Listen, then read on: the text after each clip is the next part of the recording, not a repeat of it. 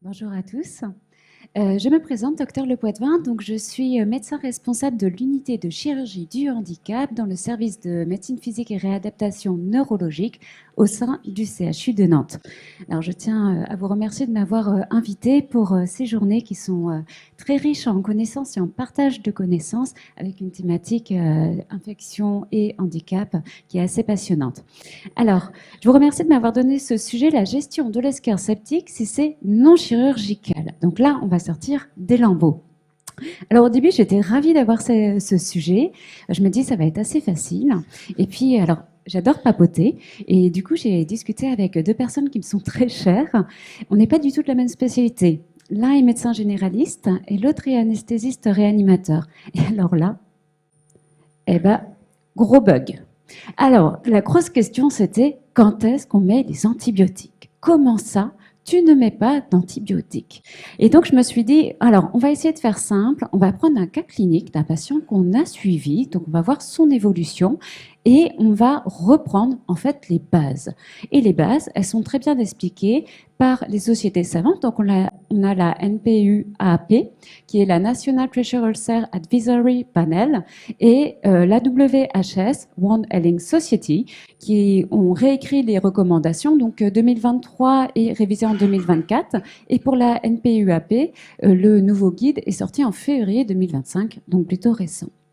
Alors, j'adore papoter, mais je trouve qu'on apprend beaucoup mieux quand on pratique. Donc, c'est vous qui allez répondre à mes questions. On y va? Donc, c'est un patient de 46 ans qui est suivi pour un dysgraphisme. Son niveau neurologique est L4. Il est dit complet, c'est-à-dire qu'il n'y a pas de préservation sensitivo-motrice sous-lésionnelle. C'est un patient qui est artériopathe, qui a déjà été amputé en transfémoral au membre inférieur droit. Il est diabétique non insulinodépendant et il est tabagique. Depuis un mois, il présente 3 escarres pelviennes. Super. Donc le patient, il continue sa petite vie et il est suivi par des infirmiers à domicile qui viennent matin et soir pour la réfection des pansements. Donc à un moment, on a les infirmiers qui nous interpellent parce qu'ils trouvent que le patient ne va pas très bien. Il est plus fatigable, il rate ses transferts. Et surtout, ils observent que l'ischio gauche se dégrade. Et il y a une petite odeur un petit peu suspecte. Et surtout, ce qu'ils ne comprennent pas, c'est que depuis 5 jours, le médecin traitant est passé le voir. Il a pourtant introduit une antibiothérapie à base d'amoxicilline et d'acide clavulanique. Et ça ne s'améliore pas. Alors, quelle est la première consigne que vous pouvez donner à ces infirmiers? J'ai entendu. Allez-y. Plus fort? Décharge. Parfait, très bien. Donc effectivement, c'est la mise en décharge complète de l'escarre. C'est la première ligne directrice de la WHS et de la NPUA. C'est vraiment, ils sont tous d'accord, il faut mettre en décharge. L'escarre est une lésion des pieds appui, on lève l'appui. Vraiment, la médecine peut être très simple. Et bien sûr, n'oubliez pas de mettre une thromboprophylaxie parce que nos patients peuvent avoir des complications de décubitus et donc faire des phlébites. D'accord? Donc parfait. On le voit en consultation. Alors, effectivement, on a une escarre, on ne peut pas déterminer le stade parce qu'on a une grosse plaque de nécrose qui cache la profondeur et on a des berges qui sont œdémaciées, saignotantes et on voit que la peau périlésionnelle est très inflammatoire. Donc, effectivement, on a la triade chaleur, œdème, rougeur. Et effectivement, il y a une odeur qui est un peu suspecte. Alors, quelle conduite à tenir proposez-vous? Ce qu'on va faire, on va faire lever de main, ça va être un peu plus facile. Donc, qui applique un antiseptique local? Personne. Bravo, ça a bien servi, en tout cas, ces journées de discussion. La question B. Réalisation d'une détertion en l'absence de contre-indication vasculaire. Ouais, pas mal. Ceux qui n'ont pas levé la main, ils sont contre ou ils n'ont pas d'avis? Pas d'avis, ok. Et qui hospitalise en urgence ce patient? Personne? Très bien. Je suis d'accord, c'est trop tôt pour dire quoi que ce soit. Et effectivement, on a des signes d'inflammation pour le moment que local. D'accord?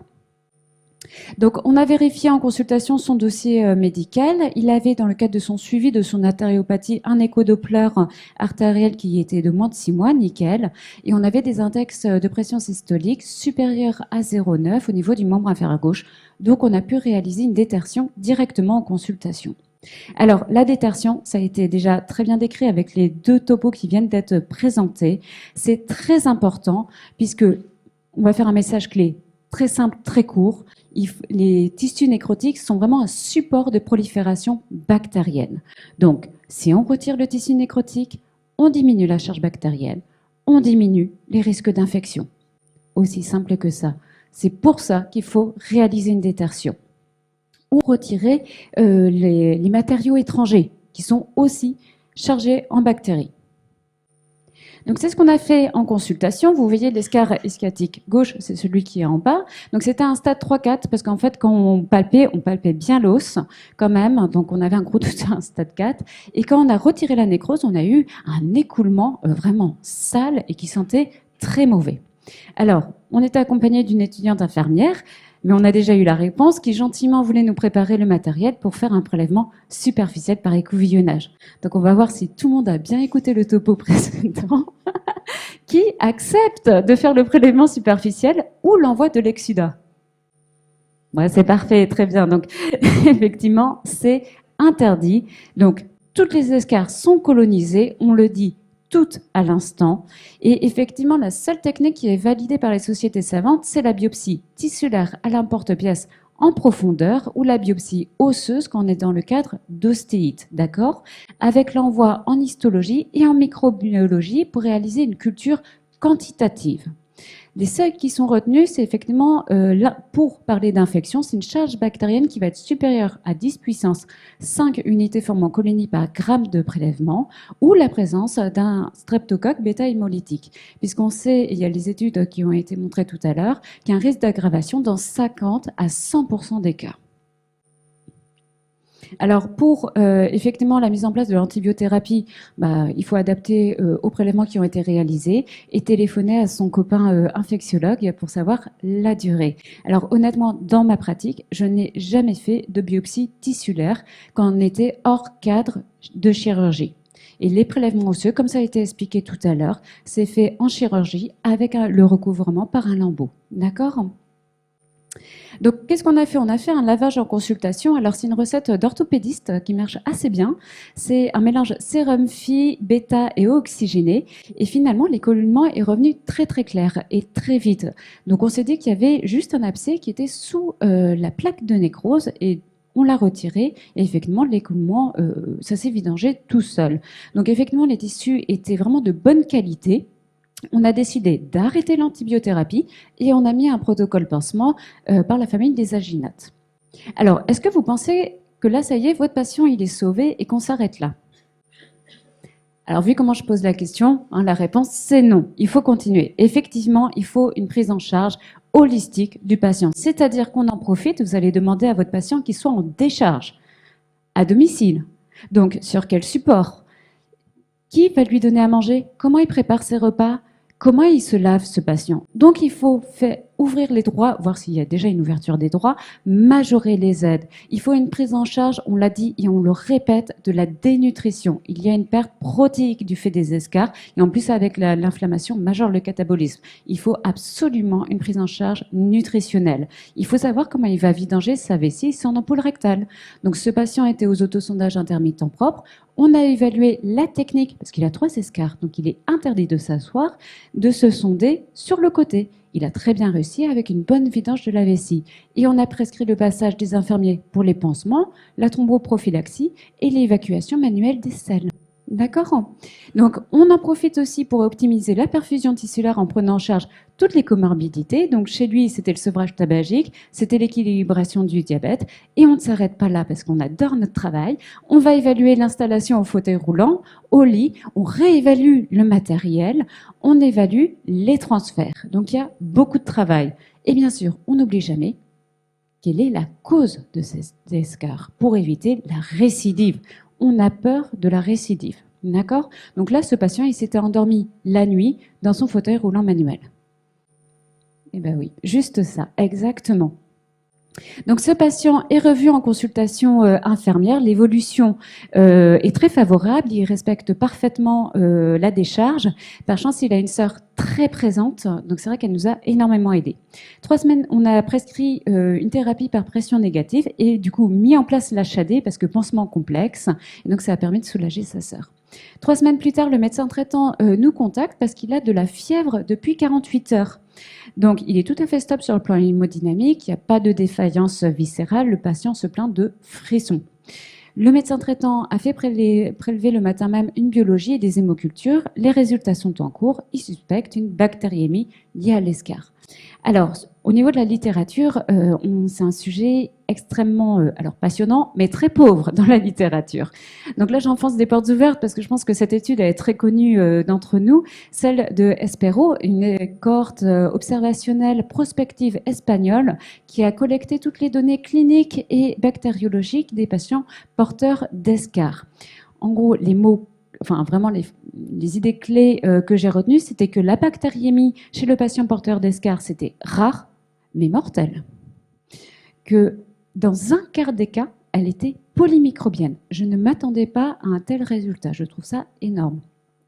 On retrouve les germes les plus fréquents comme ceux qui ont été présentés, finalement, le Staphylococcus aureus et le Proteus. Ils ont aussi étudié les facteurs de risque de mortalité à J30 et on en retrouve 3, donc la bactériémie nosocomiale, la polymicrobienne et l'hypoalbuminémie inférieure à 23 grammes par litre. Donc le médecin nous envoie une photo après ablation du TPN. Et oui, avant d'accuser l'escar, il faut aller regarder. Finalement, elle n'est pas si mal notre escar, ça commence à cicatriser. En reprenant l'anamnèse, le patient y décrit des signes d'infection urinaire. Et oui, en fait, il avait un défaut d'accessibilité à l'eau, puisqu'il était effectivement alité. Et donc, il est aux autosondages avec des tout petits volumes. Et il a fait une infection urinaire fébrile. La question, faut-il traiter? Qui traite? Par antibiotique. OK? Qui ne traite pas? Tout le monde traite. Effectivement, là, c'est important parce que le risque de bactériémie est majeur. Et on sait très bien que la bactériémie, c'est-à-dire le germe qui va passer, la bactérie passe dans le sang et elle va adorer de se loger de manière vraiment préférentielle au niveau des tissus en souffrance. C'est ce qu'on appelle le locus minoris resistentiae. Et donc, il faut traiter effectivement les bactériémies. Et en plus, on a un risque majeur de surinfecter notre escar. Voilà, on a réussi à faire une cicatrisation dirigée de ces ischions chez ce patient. Alors, je sais, il y a eu un perforant qui a été réalisé au niveau du sacrum, puisqu'en fait, on avait un défaut de matelassage, on l'avait entièrement cicatrisé, mais ce patient a une perte de la lordose et une rétroversion de bassin, et donc il était en hyperappui et il récidivait des petits escars. Donc, on a réalisé à la fin un perforant sur le sacrum, mais ces ischions, vous voyez, ils ont entièrement cicatrisé de manière dirigée, sans chirurgie. Et il n'a pas présenté de problématique septique. Donc les messages clés, l'antibiothérapie, jamais seule, ni dans la prise en charge, parce que l'antibiothérapie n'a jamais permis de faire cicatriser une escar, et ni dans la décision, si vous n'avez pas l'habitude, si ce n'est pas votre pratique quotidienne de gérer les escars. N'hésitez pas à faire l'appel à un ami. Les MPR, on est mignons, on adore donner des avis et aider. Et moi, je n'ai retenu comme indication d'introduction à l'antibiothérapie que 2 indications, la bactériémie et la dermohypodermite non nécrosante, ce qu'on appelait anciennement les résipelles. Il faut surtout retenir la prise en charge holistique du patient et les premières mesures qui sont la mise en décharge. Pour ceux qui aiment les aphorismes du docteur Villain, on peut tout mettre sur un escar sauf le malade. La détertion est primordiale, je le répète, moins de tissu nécrotique, moins de charge bactérienne, moins de risque d'infection. Et bien entendu, les prélèvements superficiels sont interdits. Si vous voulez absolument faire des prélèvements, oui, mais des biopsies tissulaires profondes.